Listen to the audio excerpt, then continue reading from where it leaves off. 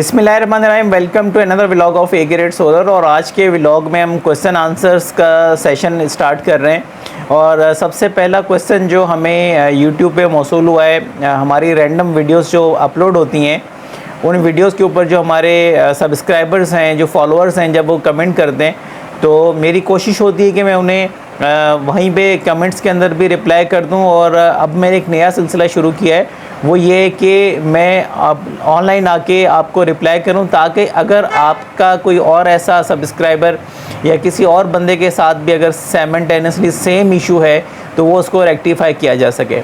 तो आज का सबसे पहला क्वेश्चन मोहम्मद कैसर साहब का है, जो कि मैं स्क्रीन पे भी डिस्प्ले कर दूंगा। इनका पूछना ये कि इनके पास छोटा इन्वर्टर है और उस इन्वर्टर के अंदर ये लोग जो है वो बड़े सोलर पैनल यूज़ करना चाहते हैं। इन्होंने HMO6, HMO7 और N टाइप के हवाले से मेरी राय मांगी है कि हम कितने पैनल मिनिमम लगा सकते हैं और किस तरह से इसको एग्जीक्यूट कर सकते हैं। तो इनके पास नॉर्मल जो इन्वर्टर है वो है फ्रोनस का 1.5 kVA, और 1.5 kVA का जो वेरिएंट आया था इसके अंदर 160 वोल्टेज जो है वो इसकी लिमिट थी। तो हमने जहाँ पे भी ये लगाए हैं मिनिमम 450 वाट के 4 सोलर पैनल अटैच किए हैं। तो इस सिनेरियो में आप N टाइप के पैनल्स भी अगर लेना चाहते हैं तो 4 पैनल मिनिमम लगा सकते हैं, P टाइप के 4 पैनल लगा सकते हैं, और इसके बाद HMO6 या HMO7 के भी आप 4 पैनल मिनिमम अटैच कर सकते हैं। और अगर मैक्सिमम अटैच करना चाहें तो 5 से 6 पैनल भी इसमें अटैच किए जा सकते हैं, लेकिन एक्स्ट्रा पैनल्स अटैच करने का आपको बेनिफिट नहीं मिलेगा और ये रिज़ल्ट वही देगा जो आपको 1000 से 1200 वाट के अंदर या 1300 वाट के अंदर जनरेशन मिल सकती है। तो टेक्निकली अगर हम वापडा पे इस इन्वर्टर को ऑपरेट करें तो एज अ यूपीएस बहुत अच्छा है, क्योंकि इसमें 80 एम्पेयर का चार्ज कंट्रोलर लगा हुआ है और वापडा से भी इसकी जो है वो चार्जिंग अच्छी है, ट्यूबलर बैटरी को सपोर्ट करता है। लेकिन अगर हम इसमें बहुत ज़्यादा पैनल्स इन करने जाते हैं तो हमें उसका खातिर ख्वार जो है वो नताइज नहीं मिलते। जी, हमारे पास अब एक दूसरा क्वेश्चन हमारे एक सब्सक्राइबर ने भेजा है और इनका नाम शायद एहसान है। ये पूछ रहे हैं कि अगर 555 वाट का पैनल और 545 वाट का पैनल अगर साथ में लगा दिया जाए तो कोई फ़र्क तो नहीं पड़ेगा। तो देखें भाई, इसमें मैं 2-3 चीज़ें आपको एक्सप्लेन कर दूं कि अगर आपका पैनल 17 एम्पेयर का है तो आप उसके साथ कोशिश करें कि 17 एम्पेयर का टायर नंबर 1 अगर ब्रांड आप यूज़ कर रहे हैं तो जो टायर नंबर 1 ब्रांड्स में से कोई भी ब्रांड यूज़ कर ले, उसकी टेक्निकल स्पेसिफिकेशन सेम होनी चाहिए। अगर टेक्निकल स्पेसिफिकेशन सेम है तो यू कैन यूज़ इट। अगर हमें पैनल नहीं मिल रहा, लेट सपोज़ कि आपने 550 वाट लगा लिया लेकिन अब मार्केट में 535 वाट मिल रहा है, वो लगाया जा सकता है। इवन कि अगर आप 500 वाट का सोलर पैनल, बल्कि 510 या 515 वाट का सोलर पैनल और 555 वाट का सोलर पैनल भी अटैच करें तो कर सकते हैं। लेकिन उसमें फिर डिफरेंस ये होता है कि 1 एम्पेयर और चंद वोल्ट का फ़र्क आता है।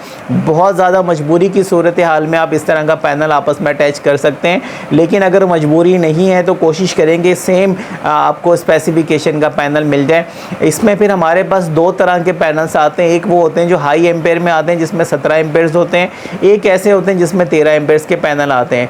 17 एम्पेयर और 13 एम्पेयर को आप नहीं लगा सकते आपस में, आपको बेनिफिट नहीं मिलेगा, उल्टा आपका सिस्टम जो है वो रिस्क पे आ जाएगा और आपको नुकसान होने का अंदेशा है।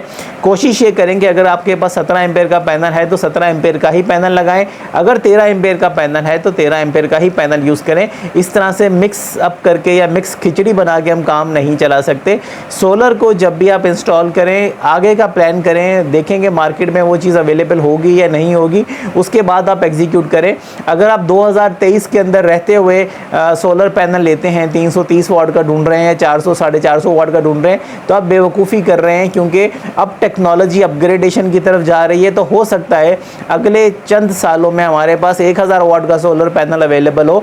तो इस वक्त मार्केट में देखें कि नया ट्रेंड किस पैनल का है, तो जो पैनल आपको ट्रेंडिंग में नज़र आए उस पैनल की तरफ जाना ज़्यादा बेहतर होता है। बसंत सिंह नामी हमारे एक सब्सक्राइबर हैं, उन्होंने ये पूछा है कि उनके पास एक्साइड 2000 VA का इन्वर्टर है और उस पर 535 हाफ कट के 3 सोलर पैनल अटैच कर सकते हैं या नहीं। उनका ये क्वेश्चन है क्योंकि उनके पैनल के जो ओपन सर्किट वोल्टेज 49.50 और उनके जो एम्पेयर हैं वो 13.76 हैं।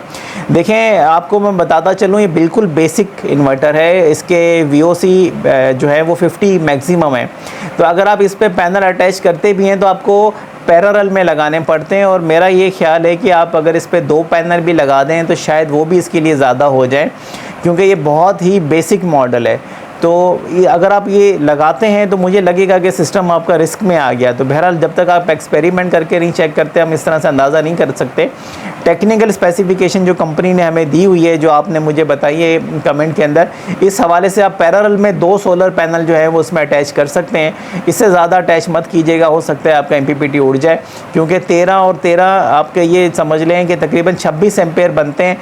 फिर उसके बाद अगर वो MPPT है तो उसको बूस्ट करने की कोशिश करेगा। तो जो कंपनी डिक्लेयर कर रही है कि 50 एम्पेयर का MPPT कंट्रोलर है, तो इस सूरत हाल के अंदर जो है वो आपका सिस्टम जो है वो ओवरलोड हो जाएगा अगर आप तीसरा पैनल भी उसमें अटैच करते हैं। तो मेरा मशवरा ये कि आप पहले 2 पैनल अटैच करके देखें, अगर वो सक्सेसफुली रन हो रहे हैं, आपको रिजल्ट प्रॉपर मिल रहा है, तो तीसरा पैनल भी फिर ऐड किया जा सकता है। लेकिन अगर सिर्फ 2 पैनल ही लगाए जाए तो ज़्यादा बेहतर रहेगा।